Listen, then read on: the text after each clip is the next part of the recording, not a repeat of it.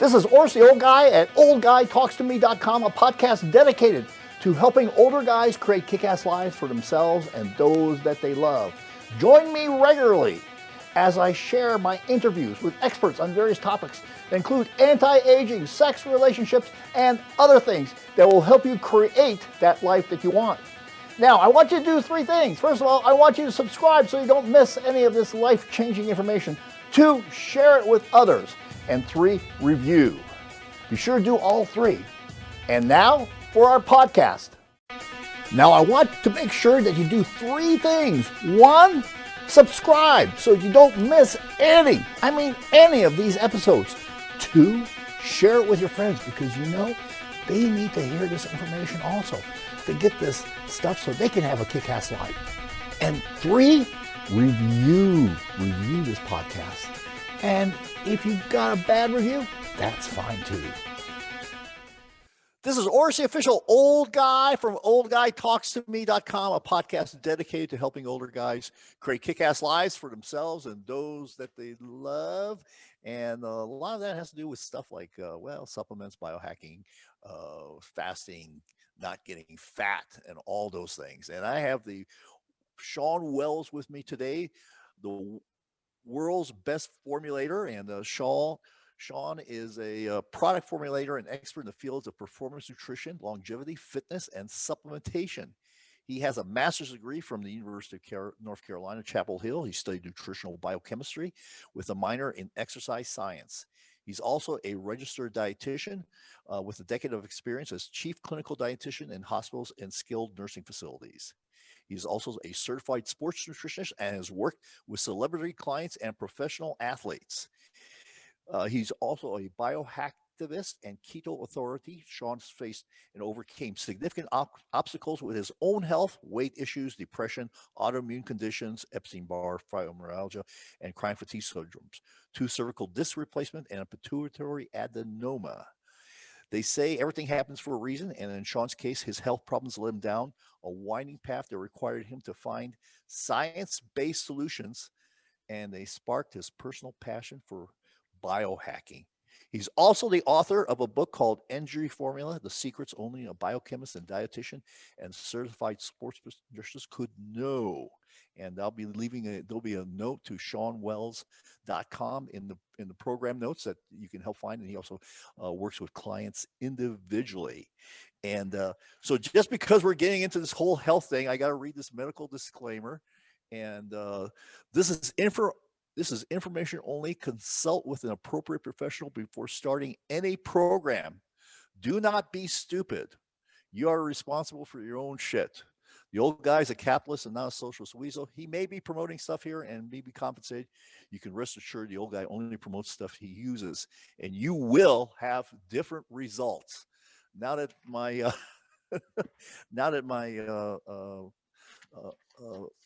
attorney is happy, as she said, that's not the way I would have written Oris, but that works.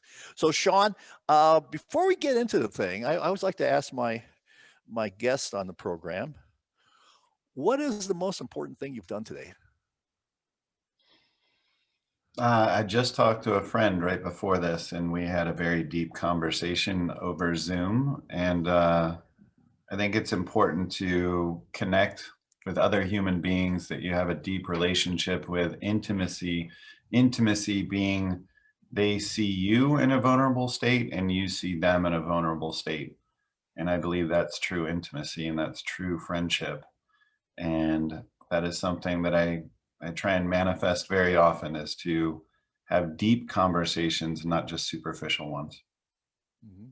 Yeah, I think it's probably even more so true with everyone being so isolated in many different ways. I think it's been a challenge to maintain relationships, even with all the technological resources that we have. So, so Shawn, how did you happen to get into this space that you're in now, that you're working in your personal journey here? Yeah, I had a chaotic childhood growing up. I was bullied as well at school, and I was very overweight, obese as a kid, all junk food junkie in the video games, and trying to escape a difficult reality. I became the class clown and, learned how to make fun of myself and be the comedian to deflect the pain that I was feeling. But it was in college that I started working out and, reading Iron Man magazine and muscular development and going in GNCs and looking at all the supplements. And I started taking creatine and protein and working out at the school gym and going up, a set of dumbbells every other time I was there on the rack. And I was making some changes in my body, and that felt good. And I was really interested in supplements. I was reading a book called Optimum Sports Nutrition by Dr. Michael Colgan. This is, 25 years ago. And all of this stuff was amazing to me. I thought supplements were really cool. I was seeing a transformation in my health and my well-being and my mood. And I went to a medical doctor in between my sophomore and junior year at Babson College Business School. And, I was told, just go do business. That's the smart thing. I didn't know what I was going to do with my life really yet. And I was telling this doctor about all this passion I had and that I was losing weight and, that I was gaining muscle, and people were coming to me and saw me as somewhat of an expert. And he looked at me and drew out this lifeline for me between 20 and 80 and said, why not be happy between here and here? Mm-hmm. And it really changed my life path in that moment. It gave me the freedom to go pursue something that was a passion for me. And I didn't even know that I wanted to be that or do that fully at that point. But his words really changed my life path. And I decided that I wanted to be a formulator and be an elite one at that. And so I finished up Babson College and graduated with really good grades. And then I decided that I was going to get all the prerequisites I needed to get a master's in nutrition and biochemistry so I could be a formulator. And I wanted to go to Chapel Hill. That was kind of my dream school. And so I went to UNC Greensboro and told them, this guidance counselor, that I wanted to be this rock star formulator and what my plans were and what I've been working on for the last 2 years. And he laughed at me and he told me I'm a business student and I will fail and fail miserably. At 26 credit hours of a semester of sciences would be impossible for me. And then he told me that I'm not even in that good a shape. And I almost committed suicide that night with pills and alcohol. And so I can tell you that words have a profound impact either way on people's lives around you. Be mindful of your words, and you can give someone their dreams and you can take them away very quickly. Luckily, I did not kill myself. Luckily, I gained resolve. I had an unhealthy hate for that man for the next 2 years. And I thought about him every day. And when friends would say, hey, do you want to go out and party? Do you want to go out to a bar? Do you want to go out to this restaurant? Do you want to go to the mall? I'd say, no, I'm studying. And for those 2 years, I crushed it. I got straight A's. I got into Chapel Hill. I went to my dream school. But at that point, I was still pushing very hard all the time, working like 80 hours a week between work and school. And I ended up getting Epstein-Barr, fibromyalgia, chronic fatigue syndrome, Hashimoto's while I was at Chapel Hill. And again, contemplated suicide because I spent 6 months in bed in pain and inflamed, thinking I was never going to be a productive member of society. I was never going to apply all this cool knowledge that I had. I was never going to live that dream that doctor talked about. And luckily, I stumbled into some message boards about keto. This is 20 years ago. And I read some books on it. And I decided to do keto, and that pulled me out of the pain and inflammation. And then I started exploring more immune health supplements to help for myself, to hack myself. And that was a game changer. I was able to get out of bed. I was able to get back to class, and I was able to finish up my master's. And then I worked clinically, and that was frustrating. I was having to prescribe diets to, people that didn't make sense to me. I was, prescribing low fat for people that had cardiovascular issues, no salt for people with hypertension. I was prescribing carbs all day long if you were a diabetic. And all this stuff frustrated me. People that had wounds and needed protein, I was giving them Ensure, which was just crappy quality protein with corn syrup solids in it. And it was all frustrating. And over time, I had to leave the clinical environment because you can't do what you want. You can lose your license. You can get sued by the state, by families. You have to follow standard of care. And eventually I got on with, kind of in my dream job, I got on with Dymatize, formulating as a director of R&D, doing all their supplements. This is what I dreamed of doing. I was doing stuff on the side while I was a dietitian, but this was full-time, big-time job. And their goal was to take this global company to sale to a big company to be invested into. We eventually sold to Post Foods, the cereals, for 425 million. But the goal was to do it in 3 years. And so again, I found myself at my dream job, but working about 80 hours a week with very little self-care. And I got a brain tumor. And so, I've had wake-up calls, I think at several points in my life where I pushed, and I think a lot of it has to do with my upbringing, my childhood, that I was seeking achievement. I was seeking love through achievement, didn't know how to really give love or receive love, in kind of normal relationships. Everything in my life was about work and proving myself and achievement. I certainly helped a lot of people, but I wasn't good at helping myself or loving myself. And, eventually that's what's led me here is my passion to help people, but I'm on a journey to heal myself. And that's what's led me most recently over the last year to really working with therapists, mentors, doing plant medicine journeys where I was, taking a look deep inside and learning how to love myself and not just drive and push for the next level and achieve and all that kind of stuff. That a lot of my life, I spent those biohacks trying to allow myself to live instead of like a healthy foundation of self-love and then optimizing. So I'm in a different place now, and that's my story. And yeah, I appreciate you letting me share. Well, I think that's very interesting. A couple of follow-up questions on what you were saying. I think a lot of people underestimate the energy that you can derive if you can channel it from being angry. Yeah, the people just kind of like they say like work through your anger, and I think like no, channel it and be productive. And it sounds like you did it. But one of the things I do question is you most of the time anger dissipates. How you said you did for like 2 years that you use that anger. That's a long time.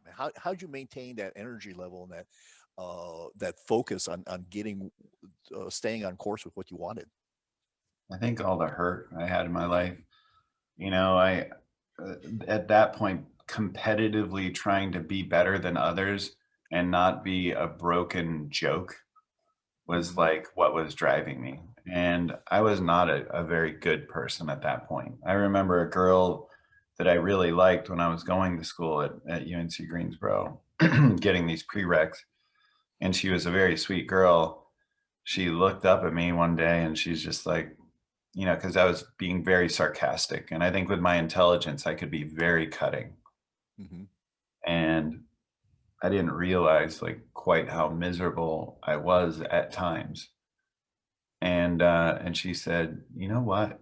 You're an asshole." And when someone really kind that you care about and appreciate says something like that, like it really kind of rocked my soul. That I realized that I was bitter. I was hurt that hurt people, hurt people. You know, we project out. Mm-hmm. And, you know, those were all lessons along the way, but I was very hurt for a lot of my life. And like I said, trying to achieve in the process to prove myself and thinking that's how I'd earn love. Mm-hmm. Yeah, it's interesting that someone would. It sounds like you had at least a couple early interventions there. Mhm. Um, you know, what you talked about being in the diet space and providing carbohydrates and things like that. I had experienced with a cardiologist. This is about 10 years ago. I had to go in for catheterization. I didn't need a stent, but just some things were indicating that I might have some blockage. I did not, and it was all fine. But when I went in to look at him, he had a little piece of paper up there in a frame about his recommendations for his patients, which was a pasta dish. And when he walked into the room, I realized this is a doctor who treats disease, but this is not a doctor that I would rely on for health information. Mm, yep. You know, just immediately I knew, like, okay, if I'm going to be taking, and I've said this on many occasions, if I'm going to be taking advice on health from someone, uh, they better be a role model for what I want to be. And Yep. that's true that's true in anything, you know, whether it be business or, you know, relationships or whatever. They better be living what they're preaching and being not just mouthing stuff off or giving out false information. Um, so sugar, why is sugar bad? Yeah. Well, that's a really deep one. I mean, one, sugar as we consume it doesn't occur that way in nature. You know, typically there's disaccharides or polysaccharides that are starches, and they have to be broken down. They're with fiber. You know, they come in food, and you don't get just pure sugar, especially like in beverages or candies, where it just goes straight to the blood plasma and just, you know, launches your blood glucose into the stratosphere, and then your insulin has to respond. That doesn't really happen in nature. And what does happen when you get sugar that pure into your bloodstream, then your brain responds like it's very similar to cocaine and how your brain responds with dopamine and serotonin, and it's an addiction thing. And if you want proof of that addiction, walk into a convenience store. That's a store of addictions. If you look around, you'll see the bright colors and the caffeine and the alcohol and the porn and the lottery and the sugar. And it's all about addiction. It's all about impulse. And if you feel like that's not true, it's, you know, sugar is just sugar, it's no big deal. I mean, think about where it is in the store too. It's always up by the register. Hmm. Impulse decisions, you're addicted to it. So you have to be very careful with this drug of sugar.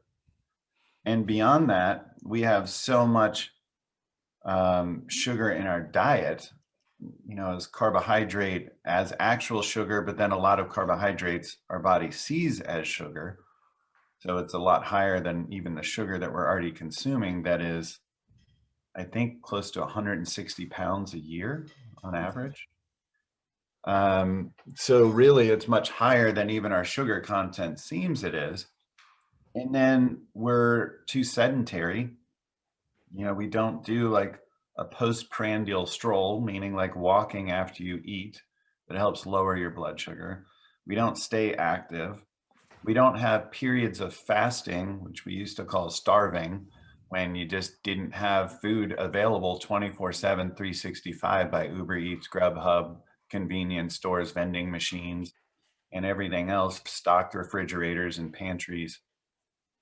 You know, it used to be hard to get food. So we went hours, days without eating.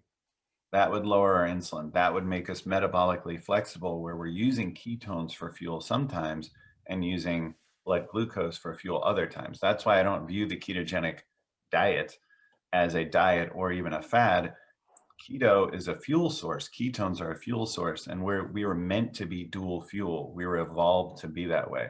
That probably about half the time we would be using glucose and half the time we were using ketones, because the foods that we used to eat used to be low glycemic, meaning low in sugar. They used to have fiber and resistant starches that have no glycemic impact. We used to, again, go days without eating when we were looking for food, hunting food, trying to find the food, and even struggling to prepare the food or cook it right, or all those things. And then we were exercising with just the strain of life, that was difficult. There was calories being expended and our muscles were being used.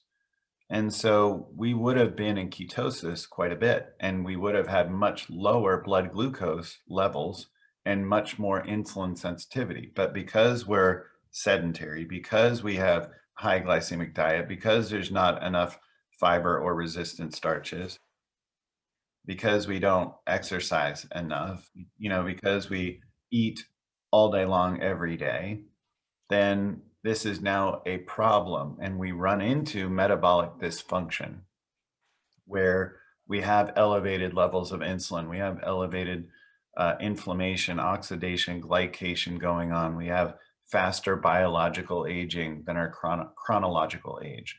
So all this is happening because we're metabolically dysfunctional, because sugar is staying elevated, insulin staying elevated. We have very poor insulin sensitivity, and that sugar just stays up there for hours. And then it's actually causing all kinds of damage. It's called glycation, that blood sugar damage. Yeah. Our sugar is so prevalent. And I don't know why we have. I don't know why we have cornstarch in so many things. It's actually maltodextrin, all kinds of stuff. Exactly. It's just amazing. You pick up something at the supermarket, and invariably cornstarch is going to be one of the top components of that. And and things like that. Maltodextrin are essentially sugar to your body, but it doesn't get counted on the label as sugar. Oh, really? I was not aware of that. Okay, so that's a hidden sugar in a lot of foods. Then essentially is what you're telling me. The founder of SES Research and the creator of ESSCC 60, which is a powerful antioxidant. Now, this antioxidant was found to be beneficial by accident when laboratory mice that were given it lived twice as long as the ones that did not get it. That's right, 2 times as long. But other reports by people that have taken this powerful antioxidant talk about major benefits that they've seen in their lives. For me, I can speak about the benefits that I've had, as well as my wife. We've noticed, one, that our focus was significantly improved, and we were able to get more done because we were sharp. Secondly, our energy levels were higher. And those energy levels lasted late into the afternoon when you kind of have that dip in energy, start going a little foggy, not quite so clear, you're tired. Well, our energy levels were really high way into the afternoon. And for me, I slept better. I am a fitful sleeper. I am a horrible sleeper, and I crave a good night's sleep. And I started to sleep better when I had C60. Now, you may have different results, but I will tell you, it's worth a try. Now, Chris and his company are the major producers, the major manufacturers of C60. And most people who sell C60 on the market buy it from them and put it into their own formulations. But why would you do that? Why would you buy it somewhere else? When you can get high grade, high quality, highly tested C60 directly from the source. So what are you going to do? Click on the link below, order a trial, try it for a month. Use the promo code Old Guy Talks, one word, Old Guy Talks, and get $15 off your initial purchase. What do you have to lose? I think you have a lot to gain. Try it. Don't wait, don't hesitate, don't procrastinate. Get your C60 now. It may make a world of difference to you in the quality of your life. It did for us. Don't wait, don't hesitate, don't procrastinate. Do it now. Um, so I'm old enough because I'm I'm old. Uh, so I remember that when people used to propose these low fat diets, and Mhm. I have a tendency to get fat. I mean, my gene pool is fat. I have family members that are 300 pounds. My mother was a diabetic for taking insulin for 20 years, and so I never got fatter than I did on a low fat diet. A low-fat diet can be a high sugar diet. Yeah, So exactly. It was pasta and low fat food, and it was like it was just I was like going like, whoa, this is not working out the way I was like planning on it, so I stopped Mhm. it. But what is the myth? Because you still hear it. I heard it the other day. I was like going, are you kidding me? You're still spouting off that low fat stuff? Yeah, there's really only one research or clinical body that still claims low fat. It's the American Heart Association, unfortunately. But the AMA, the American Medical Association, the Academy of Nutrition and Dietetics, it used to be the ADA, they all now espouse a healthy amount of fats and not a low fat diet, more like the Mediterranean type diet, which has very good data, especially high in monounsaturated fatty acids like olive oil. And yeah, the low fat diet, there's very little data that would suggest that it's a healthy way to go.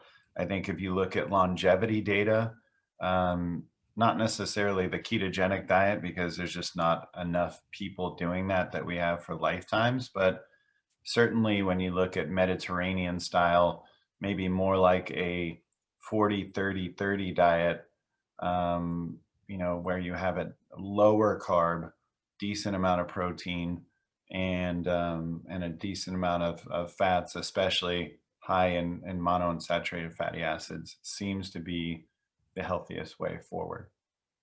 Yeah, yeah. So along that line about foods that we put in our mouths, okay, so not to go into the whole prepper bunker mentality, but earlier in the middle of 2020, there was stuff that was missing on the shelves in the supermarkets and things like that because of COVID and all this disruption of the food chain. So I went in and I've kind of built myself into paranoia. I went and bought a case of canned chili Mhm. which had a good until 2023 date on it. I Mhm. looked at that and I go like, this is embalming fluid. This is not Right. food. This is embalming fluid. So let's talk about what's going on with processed foods and all the things that our bodies aren't really meant to handle when you got all these chemicals that are designed to basically keep foods safe, so to speak. Yeah, and that's one of the things that I espouse most is literally, people ask me about keto all the time, but I have several steps before I'd even get to that. And the first one is removing the sugar. The second one is removing the ultra processed foods. And they're filled with artificial flavors, colors, and sweeteners. They're filled with GMOs, antibiotics, RBST, RBGH, like these hormones. You have all these chemicals for preservatives, like you're talking about. And then they have this manipulation of your brain going back to that cocaine kind of thing, that addiction. They're called high bliss point foods. And they're literally meant to trigger dopamine and serotonin. Like a food out in nature might have saltiness or sweet or gooey or crunchy or acid or whatever, these different aspects of flavor. But now with these ultra processed high bliss point engineered foods meant for overriding satiety, meaning overriding fullness, you have salty, sweet, ooey, crunchy, all this stuff together in one food, and it triggers like a food gasm essentially. And you're you're falling prey to this kind of food. So yes, you have unhealthy foods, you have foods that are engineered to make you overeat them. And what's the best way forward on all this? And people talk about, should I be vegan? And now some people are talking about, should I be carnivore, where you eat only animal and it's nose to tail, and you eat the organs and the meat and all that stuff and bone broth.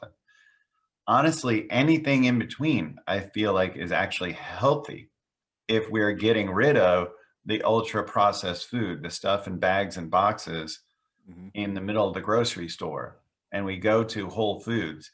I don't care whether you're vegan, carnivore, or in between. Let's just go to Whole Foods. Yeah, yeah. So you're you like ketosis, and you're a proponent of ketosis, and have been on uh, ketogenic eating program for a number of years. Like if I think almost 2 decades. Is that correct? Right. So one is what is your balance of foods to do ketosis? And also, if you can maybe talk about a little bit about, some people recommend exogenous ketones, and what do you think their place is for someone in ketosis? Yeah, how you would get in ketosis in terms of what you're saying, the balance of foods, it's macronutrient ratios. So it's very high fat, meaning 70 to 80% of your calories coming from fat, 0 to 5% coming from carbohydrates, so very low carbohydrate, and then moderate protein. You don't want to get too high in protein, because protein can convert into glucose by something called gluconeogenesis. So it would look something like that. So moderate protein, very low carb, higher fat. Um, and and the reason to do that is, again, a lot of the metabolic dysfunction that's happening. Like, I was insulin resistant, I was easily putting on fat. I didn't have the cognitive clarity because I was in a state of insufficient cellular energy. I was not getting enough glucose in my cell to use for fuel to make ATP, the cellular energy. And so I felt tired all the time. I felt brain fog. I felt inflamed. And so keto can really help with that, especially when you're metabolically dysfunctional. So that's one of the ideas to keto. Like, do you need to eat keto if you're, already exercising well, fasting well, not overeating, all those things? No, like, most of the rest of the world is very healthy and can eat higher carb. But again, they're eating whole food. They're exercising all the time. They're going a day without eating all the time. And so it's very different for us. So keto is very effective in the Western culture, given our epigenetics that have changed through our life, and kind of predispose us towards faster aging and towards lower cellular energy and towards putting on weight easier. So that's where ketos come into play for me. Yeah. So uh, some people may not know this, but sugars and cancer have a close relationship. Can you talk about that, and how ketosis figures into this? Yeah, that's a great question. So glucose, again, we can be dual fuel most of the time. Our cells can use ketones or glucose for fuel. Um, and cancer cells can only use glucose for fuel to metastasize and grow and replicate. So that's where the problem comes in, is, especially like, a lot of these cancer diets can be in the hospital with Western foods like Coca-Cola and cake and crap like that. Or even some people that think they're doing something healthy by doing all this juicing and, all eating all these fruits and vegetables, but especially juicing, where you're concentrating the sugar. That can be terrible for cancer as well. Um, so one of the thoughts is that you lower blood glucose and you switch to ketones for fuel that will give the healthy cells fuel, but not give the cancer cells fuel to grow. So that's the idea with having the ketogenic diet in cancer. And also, there's some cellular signals that happen when ketones are elevated that trigger something called autophagy, where you have cellular detox going on. You're cleaning up the cells, and that can help with cancer as well. So there's a few ways. And then also, when ketones are elevated, it spares lean body mass. It's anti-catabolic. So it spares that lean muscle, which is pretty critical when you have cancer as well. So there's several ways that being on a ketogenic diet is very effective for cancer. And that's a reason you're seeing it being discussed with cancer often. As far as exogenous ketones, the supplemental form of ketones, I do like them, especially if you are trying to get more energy, you want to lower your appetite, maybe as like an afternoon thing instead of grabbing a candy bar or grabbing caffeine. This is a way that you can get some energy and lower your appetite. And then certainly with cancer, it might have a role in keeping those ketones elevated. I would look to the active isomer of BHB. It's sometimes called RBHB, sometimes called DBHB. That's the active isomer. It's about 2 to 3 times more effective than a mixed isomer exogenous ketone. And according to the data that I've done and worked with, the sodium salt is actually the best of all the ketones. It works about 30% better than the calcium or some other forms. So that would be my advice there. And then also you can add C8 MCTs, C8 MCTs. So it's caprylic acid MCTs. That's a better form than the mixed MCTs that include C10. And that raises ketones better. And you can like add MCTs to your coffee, to recipes, to things like that. So that's a really unique fat in the way your body sees it and processes it, and it turns into ketones readily. Yeah. Can you think of any off the hand any manufacturers that make a high quality MCT? Bulletproof is one company that makes a product called Brain Octane. That's one of the ones that just is. There's another company, Perfect Keto. There's a few companies out there, but Bulletproof comes to mind. Well, okay, all right, because that's always helpful. Um, when you are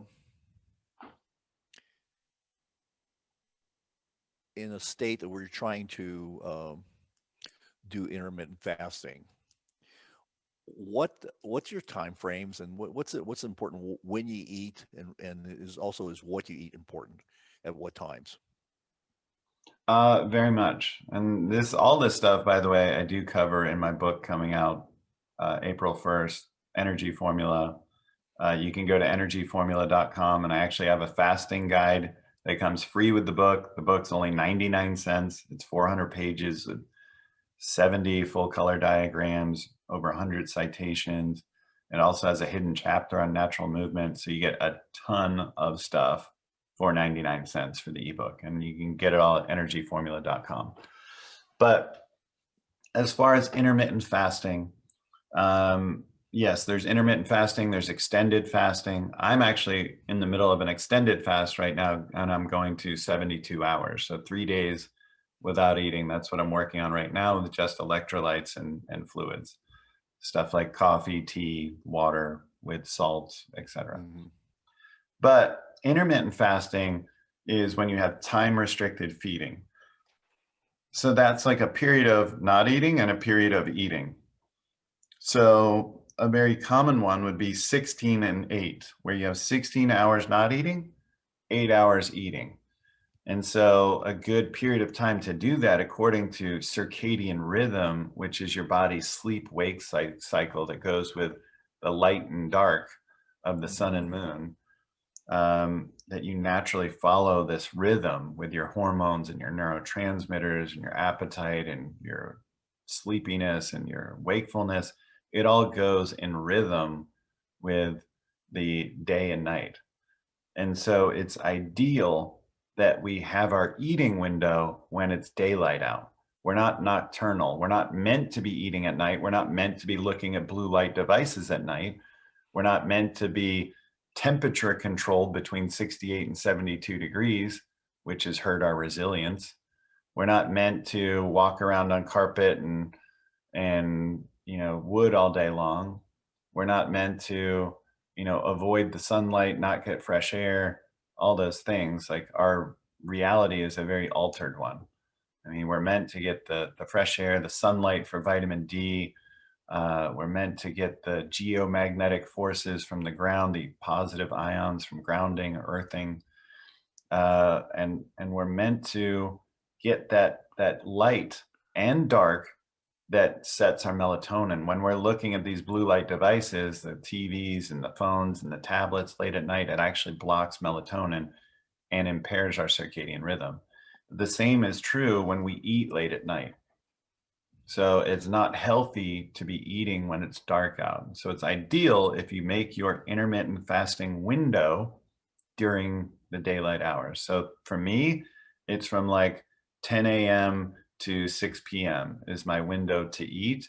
And then from 6 p.m. to 10 a.m., I'm not eating. And for 8 hours of that, I'm sleeping. So it's just going 8 hours without really eating or snacking. That's a big one, just getting rid of the snacking. You'd be surprised how much comes into play there in terms of affecting your blood sugar, your insulin, the calories you're taking in. Just even getting rid of snacks is a powerful one. Oh yeah, yeah, absolutely, absolutely. We're gonna, as we talked earlier before we started recording, we're gonna spend. I'd like to have you on another time to really talk about supplements, because that's a whole nother world, and that's something that deserves its own deep dive. But what would you say are maybe the 3 to 5 top nutrients that people should be looking at? So I'm really a profound believer now more than ever. It's kind of the through line in my book is resilience, this idea of being harder to kill.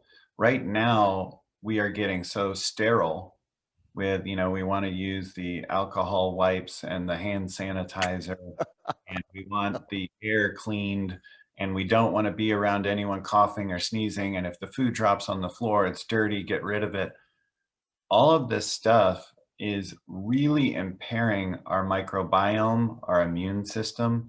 We're meant to hug each other and exchange microbiomes.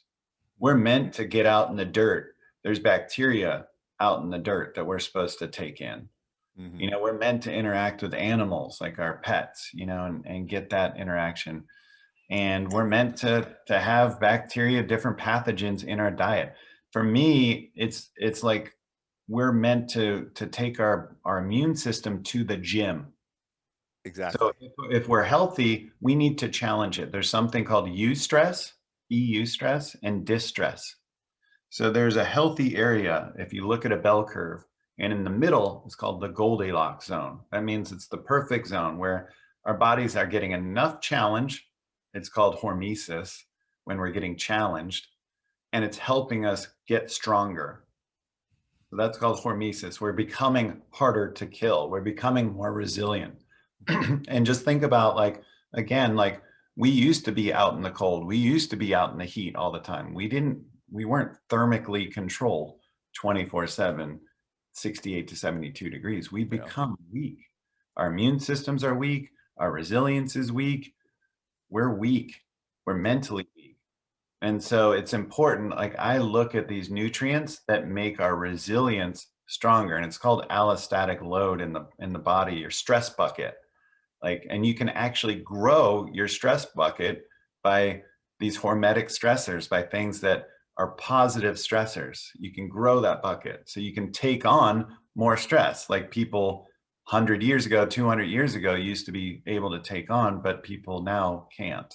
They have much Yeah. smaller buckets. So I look at things like adaptogens that help with that, the physiologic stress that you can take on. So things like ashwagandha and rhodiola, I think are really excellent herbs to be taking. Vitamin D3, you probably heard a lot about. Mm-hmm. A lot of people, unless I think there's about 4 months, if you're below the line of Atlanta in terms of latitude, then maybe, you might get enough sunshine if you're outside. But most of the people in the country do not get enough sunshine and do not get enough vitamin D and are therefore deficient. And it's critical for hundreds of things going on in your body. It's actually a hormone. So Yeah. it's really important for your immune system that you get that. Yeah, I totally agree. I think exposure to the elements is absolutely key. I'm sure you've seen the Wim Hof stuff. Yeah. I mean, I think that there's a lot of sense to what he says. I think that people are trying to live in the I actually did a post about this a few days ago. The fourth standard deviation of safety, which is insanity. It's just total insanity where you're trying to protect yourself from stuff that's not protectable, and two, it's insane to do it because you do need to be challenged in a lot of different ways from an environmental things that are out there. So I totally agree. I'm glad you said that because there is that you know I to see people use wipes. Uh, my background is I used to be a periodontal regenerative surgeon. I worked in a sterile environment doing surgeries, and there's there's so much cross contamination going on that Mhm. that alcohol wipe is wishful thinking. It really is just wishful thinking for many people. I think it's kind of funny. Um, so Shawn, what there's opportunities. You mentioned, and we're going to put these in the notes. It's going to be ShawnWells.com is your site, and then they also can get your book at energyformula.com. How do people? There's opportunities to work with you individually. Is that correct? And I have tons of information, like free information in the book and on my site, lots of cited guides like on immune health supplements, on how to get going with keto or fasting. And the book goes in incredible depth and all that stuff too. And you can follow me like on Instagram at Shawn Wells for all that information. But as far as working with me, most of my work I typically do is formulations and patenting ingredients, and that's on a website called zonehalo.com. That's a company where I do that. I do do speaking engagements, podcasts, TV, documentaries, and all those kinds of things. Um, but that's all out of my passion. Like I'm just trying to help people with my health knowledge. uh-huh. None of it really brings me a whole lot of money, and this book isn't bringing me money either. I've Oh, spent a lot. 99 cents, you got to be getting rich. Yeah, yeah. So, and actually the hardcover is $39.99, but it cost me $39.80 to make. So I'm really trying to just put it out there in people's hands and change lives. And hopefully, yeah, 99 cents is not a barrier for the fasting guide, for the hidden chapter, for the book that's amazing. And it has surveys in it and diagrams, and it's loaded up with like the brands that you need to use, and I don't get any money from the book in terms of affiliate revenue. So it's all unbiased stuff, and hopefully everyone loves it. All right. So Shawn, I just have one last question, Sure. and this is where I look to get my guests to reveal something about themselves that they would not normally talk to the world about. So if you are sitting in a closet doing something that you don't want the world to know about, what would it be? Sitting in a closet. Probably one of my biggest ones is, and I think I'm going to do something about this year, is I love to sing. I've always been very musical, and I listen to music several hours a day, and I sing along to it, and people tell me I have a good voice, but I've never actually sang on any like kind of on stage or out there somewhere. And I think I might take lessons, and I might start putting myself out there because it's something I really enjoy, but I've kind of held back for just myself. Okay. So do you do that actually in the closet? Sometimes I do it everywhere. I do it in the car, in the shower. I do it everywhere. All right. All right. Well, Shawn, I want to thank you for coming on oldguytalkstome.com and discussing us ketosis, intermittent fasting, and all the other things. And I look forward to having you back on to really get a deep dive into one of the things that you're an expert in is supplements and nutrients. And I think that's a whole topic in of itself. So once again, thank you. The websites will be in the program notes that we talked about. Make sure so you can make sure you get them correctly and can get more information. This is Oris, the official old guy at oldguytalkstome.com signing off. Remember, it's all about creating a kick-ass life for yourself and those that you love. Now, I want to make sure that you do 3 things. 1, subscribe so you don't miss any of these episodes. 2, share it with your friends because they need to hear this information also. They get this stuff so they can have a kick-ass life. And 3, review this podcast. And if you've got a bad review, that's fine too.